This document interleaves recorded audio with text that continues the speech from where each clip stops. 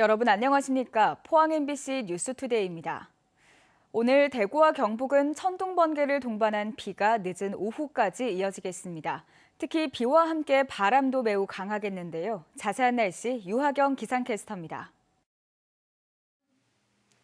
오늘은 튼튼한 우산을 챙겨 나가셔야겠습니다. 현재 경북 북부를 중심으로 비가 내리고 있는데요. 이 비는 점차 대구와 경북 대부분 지역으로 확대되겠고요. 비와 함께 바람도 순간풍속 시속 55km 내외로 강하게 불겠습니다. 돌풍과 함께 천둥 번개를 동반해 요란한 비가 예상되는 가운데 대기 불안정이 강한 일부 지역에서는 시간당 10에서 20mm 내외의 세찬 비가 내리는 곳도 있겠습니다. 오늘 예상되는 강수량은 늦은 오후까지 5에서 40mm가 되겠습니다.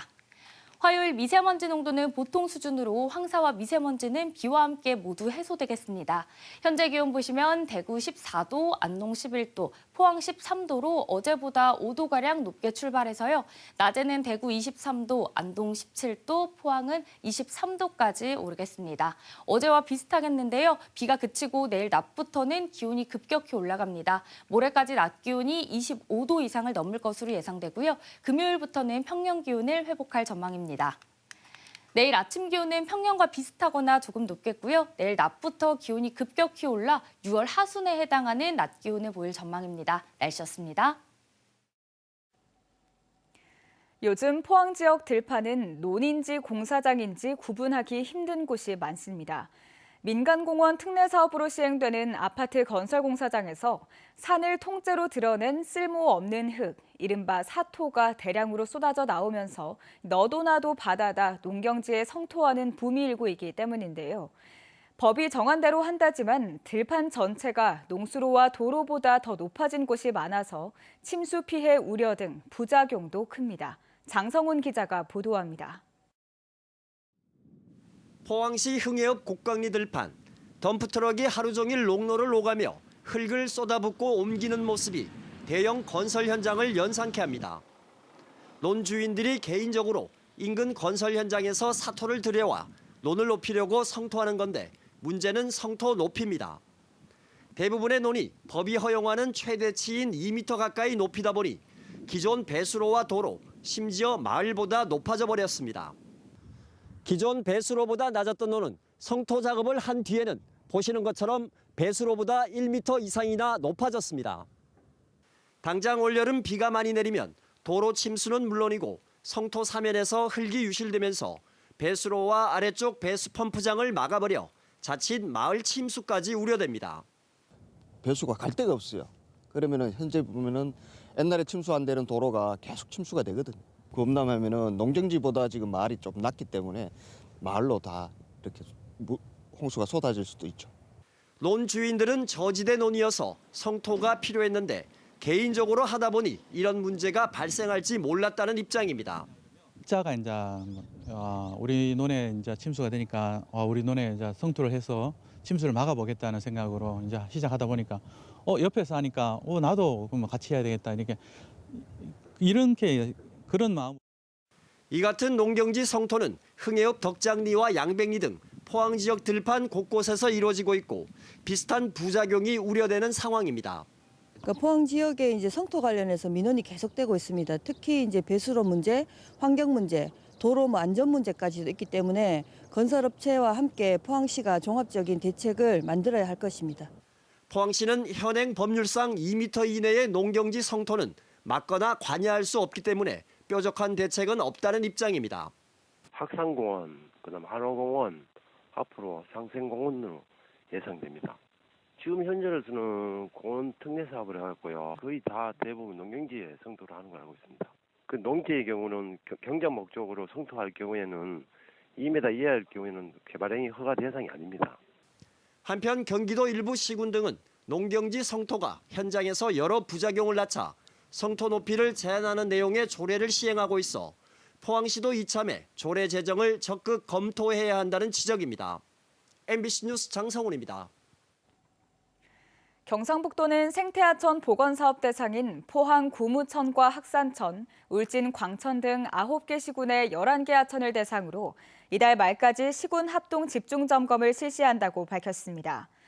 이에 따라 공사 중인 6개 하천은 기술 검토 및 심의 결과 준수 여부 등 사업 진행 전반을 면밀히 점검하고 예산 집행률이 낮은 사업은 행정 절차를 신속하게 이행하도록 독려할 계획입니다. 또 공사 도중 폭우가 내릴 수 있는 만큼 안전사고에 철저히 대비하도록 관리할 방침입니다. 울진군이 수백억 원을 들여 죽변면에 해상 스카이레일을 만들고도 수년째 반쪽짜리 운영에 그쳐 큰 비판을 받아왔는데요. 그제는 모노레일에서 불이 나 탑승객 40여 명이 대피하는 사고까지 발생했습니다. 모노레일이 바다 위 10여 미터 높이에 설치돼 있어서 부실한 안전관리는 자칫 대형 사고로 이어질 수도 있습니다. 김영일 기자가 보도합니다. 울진군 죽변면에 있는 해상 스카이 모노레일에서 갑자기 연기가 발생합니다. 잠시 뒤 직원들이 달려가 황급히 불을 끄고 전원 장치를 차단했습니다. 당시 10여 미터 높이의 선로 위에는 15대의 전동차가 운행 중이었는데 비상 배터리를 이용해 탑승객 40여 명은 무사히 대피했습니다. 그때에 15대 정도 운영되고 있었습니다. 그런데 차량은 전원이 차단되어도 비상 배터리를 운행할 수 있기 때문에 모두 안전하게 역사까지. 위탁 운영사는 모노레일 전기 공급 설비의 접촉 불량과 과열 때문으로 추정하고 있습니다. 하지만 울진군은 정확한 원인이 규명되고 안전이 검증될 때까지 운행을 전면 중단할 계획입니다. 저희들은 현재 그 전기 화재 원인을 파악 중에 있고 이게 관광객들이 몰리는 시설이다 보니 그 안전과 관련된 모든 검토를 마친 후에 저희들이 운행할 예정으로 있습니다. 그런데 죽변 해상 스카이 모노레일은 이미 2021년 운영 초기부터 반쪽짜리 운영으로 큰 비판을 받아왔습니다. 울진군이 250억 원의 막대한 예산을 투입했지만 전체 2.4km 가운데 1km 구간은 2년째 운행되지 않고 있습니다. 울진군은 종착지인 후정해수욕장의 승하차장 조성 등 부족한 기반시설 공사를 마무리하고 내년 하반기쯤 정상 운영하겠다고 밝혔습니다. 현재 지금 미운영 중인 그 B구간 같은 경우에는 이제 부족한 기반 시설을 보완을 해서 24년에 운영이 가능하도록 그렇게 노력 중에 있습니다. 수백억이 들어간 관광시설이 반쪽짜리 운영으로 예산 낭비 논란을 빚는 가운데 안전사고까지 발생하면서 울진군 행정에 대한 불신이 커지고 있습니다. MBC 뉴스 김형일입니다. 울진군은 지역화폐인 울진사랑카드 누적 발행액이 1,000억 원을 돌파해 지역경제 활성화에 도움이 되고 있다고 밝혔습니다. 울진군은 현재 월 구매 한도 50만 원에 10%의 할인율을 유지하고 있고 이달까지 울진사랑카드 충전액도 166억 원으로 전년 같은 기간에 비해 50% 증가했습니다. 한편 울진사랑카드는 만 14세 이상이면 거주지 제한 없이 카드나 모바일 앱으로 누구나 발급받을 수 있습니다. 대구시가 옛 경북도청 터 개발 계획을 내놨습니다만 대구 북구 주민들의 반발은 오히려 더 확산하는 모양새입니다. 내놓은 계획의 실현 가능성도 의문인 데다 일방적인 정책을 하고 있다며 원래 계획대로 이행하라는 서명운동까지 벌어지고 있습니다. 변예주 기자입니다. 대구시는 지난 12일 상격청사로 쓰고 있는 옛 경북도청을 도심 융합특구로 조성하겠다는 계획을 발표했습니다. 국립근대미술관 등 문화예술허브를 달성의 대구교도소 자리로 옮기겠다는 발표에 큰 반발이 있는 가운데 곧바로 내놓은 계획입니다. 북구 주민들은 지난 10일에 이어 일주일 만에 다시 상격청사를 찾아 항의 집회를 열었습니다. 산업하고 문화여가 중에서 문화여가를 만약에 국책사업으로 정했는데 3개 중에서 2개 빼가고 산업만 나오면 이게 도심융합특구가 되질 않거든요. 대통령까지 공약한 대규모 개발 계획을 주민 의견 수렴 한번 하지 않고 일방적으로 바꿔버렸다며 애초 계획대로 추진할 걸 촉구했습니다. 좋은 대책과 대안이 있다면 먼저 그런 걸 발표한 후에 얘기를 해야 되는데 달콤한 감은 이슬이 아닌가라는 생각을 감출 수가 없습니다. 일주일 사이 문화예술 허브 조성을 촉구하는 6만 6천여 명의 서명을 받아 대구시와 문화체육관광부에 전달했습니다. 도심 융합특구 조성 계획 가운데 핵심으로 꼽히는 2차 이전 공공기관 유치에도 의문이 따릅니다. 대구시청 이전 추진이 늦어지면서 상격청사가 언제 빌지 장담할 수 없어 공공기관 유치 자체가 불투명하다는 겁니다.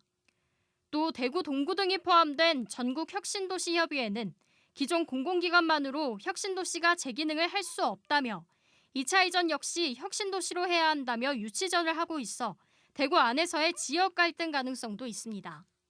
주민 반발이 커지는 가운데 북구의회도 성명을 내고 문화예술 허브를 원래 계획대로 도청 자리할 것을 촉구했습니다. 하지만 홍준표 대구시장은 반대 없는 정책은 없다며 도청 이전터 활용 방안을 추진할 방침이어서 논란이 이어질 것으로 보입니다. MBC 뉴스 변예주입니다. 경북교육청은 저소득층 학생들의 학업을 위해 저소득층 고등학생 530명을 대상으로 특별 장학금을 지원합니다. 특별 장학생은 경제적으로 어려운 고등학교 재학생 중 학습 활동에 모범을 보인 학생, 자연과학, 예체능 등의 재능이 있는 학생, 교내외 생활에 모범을 보인 학생 등을 선정합니다. 장학금은 연간 1학년 45만 원, 2학년 30만 원, 3학년 35만 원이며 지급 중지 사유가 없을 경우 3년 동안 지급됩니다. 안동시가 지난 연말 의회가 대거 삭감한 본 예산안을 이번 추경 심사에 또다시 올렸고 의회가 또 삭감하는 일이 반복되고 있습니다. 안동시와 의회 간 갈등이 심화하는 양상입니다. 이정희 기자입니다. 올해 첫 안동시의 추가 경정 예산안이 시의회를 통과했습니다. 일반에게 136억 2,500만 원을 과대하였으며 삭감액은 집행부가 요구한 전체 2,255억 원 중 50개 사업에 163억 원, 7.2%가 삭감됐습니다. 올해 본예산 심사에서도 역대 최대 규모인 200억 원 이상이 삭감된 데 이어 첫 추경에서도 역대 최대 규모로 삭감됐습니다. 안동 예천 행정통합 공론화 주민설명회 5천, 낙동강 광역 상수도 공급 기본계획 용역 15억, 행복택시 확대 시범 운영 8억은 전액 삭감됐고 도청 신도시 광역쓰레기 소각장 시설 개선과 전망대 운영, 안동 탈춤 페스티벌 예산 등은 일부가 삭감됐습니다. 당초 본예산 심사 때 삭감됐던 사업을 이번에 그대로 올렸다가 또다시 삭감된 겁니다. 낙동강 광역 상수도망을 구축하는 것과 그다음에 읍면 지역의 어떤 대중교통 불편을 해소하는 것은 그 민선 8기의 가장 큰 현안이자 그 핵심 공약입니다. 설득력이 부족했는지 굉장히 좀 아쉬움으로 남습니다. 안동시 의회는 행정통합 설명회, 광역 상수도 사업 등은 예산 집행의 필요성이나 시급성이 떨어진다는 예산 심사 기조에 변화가 없는데도 안동시가 사전 협의도 없이 또다시 예산을 올렸다는 입장입니다. 충주댐에서 안동댐에 가져와서 다시 이 안동의 물 부족을 해결하고 대구에까지 공급하겠다. 또 부산까지 공급하겠다는 말. 우리가 결정한다고 해서도 될 문제도 아니고. 이번 예산안 심사를 두고 의회의 갑질이다. 안동시가 삭감될 줄 알면서도 일방적으로 올려 갈등을 유발했다. 책임 공방도 벌어지고 있습니다. 지난 연말 첫 본예산 심사부터 이번 추경 예산안 심사까지 안동시장의 핵심 정책 사업이 의회의 동의를 얻지 못하면서 집행부와 의회 간의 미묘한 신경전이 계속되고 있는 양상입니다.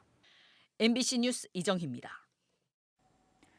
포항시는 기술 경쟁력을 갖춘 기업을 집중 육성하기 위해 어제부터 2023년도 유망 강소기업을 새로 모집합니다. 지원 신청은 오는 5월 4일까지 포항 테크노파크 홈페이지 온라인 접수를 통해 할 수 있으며 종합평가 등 4단계 심사 과정을 거쳐 대선 기업을 선정합니다. 강소기업에 선정되면 맞춤형 기업 지원 및 수출 판로 개척 지원, 중소기업 운전자금 무대 지원 등의 혜택이 주어집니다. 경주시가 한국 매니페스토 실천본부가 주관한 공약평가에서 3년 연속 최우수 등급을 받았다고 밝혔습니다. 올해 평가는 1월부터 4월까지 전국 226개 지자체를 대상으로 투명성과 공약 일치도 등 35개 항목으로 이루어졌습니다. 경주시는 지난해 127개 사업으로 민선 8기 공약을 발표했고 주민평가단을 구성해 실천 계획을 만들어 홈페이지에 게시했습니다. 전국경제인연합회가 비수도권 거주국민을 대상으로 실시한 인식조사에서 경북 지역 응답자의 절반 이상이 우리 지역이 사라질 것이라고 답했습니다. 지역 소멸 가능성을 묻는 질문에 경북은 66%가 소멸될 수 있다고 응답해 전국에서 가장 높았고 지역 소멸 시점은 20년 이내가 64%로 나타났습니다. 비수도권 지역민의 41%는 미래의 거주지를 떠나 수도권으로 이주하고 싶다고 응답했고 수도권 이주 이유로는 열악한 일자리 여건이 가장 많이 꼽혔습니다. 앞으로 전국 농어촌 민박 정보를 인터넷에서 신속하게 확인할 수 있습니다. 농림축산식품부와 행정안전부는 어제부터 인터넷 사이트 지방행정 인허가 데이터 개방을 통해 전국 농어촌 민박집 42,127개의 명칭과 소재지, 영업 상태, 소방시설 등의 정보를 확인할 수 있다고 밝혔습니다. 정부는 그동안 농어촌 민박 이용자가 온라인 등을 통해 숙박 예약을 할 경우 사업 신고 여부와 시설 안전 등에 대한 정보가 부족해 의도치 않게 불법 숙박업소를 이용할 우려가 있었다며 정보 공개의 이유를 설명했습니다.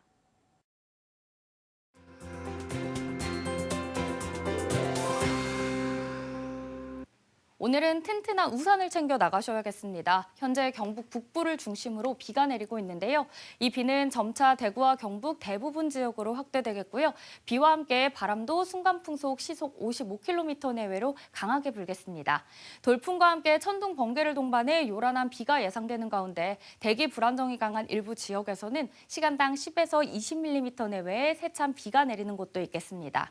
오늘 예상되는 강수량은 늦은 오후까지 5에서 40mm가 되겠습니다.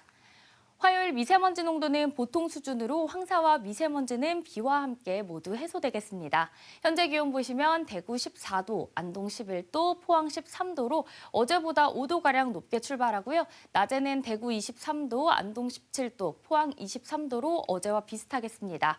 비가 그치고 내일 낮부터는 기온이 급격히 올라갑니다. 모레까지 낮 기온이 25도 이상을 넘을 것으로 예상되고요. 금요일부터 평년 기온을 회복할 전망입니다.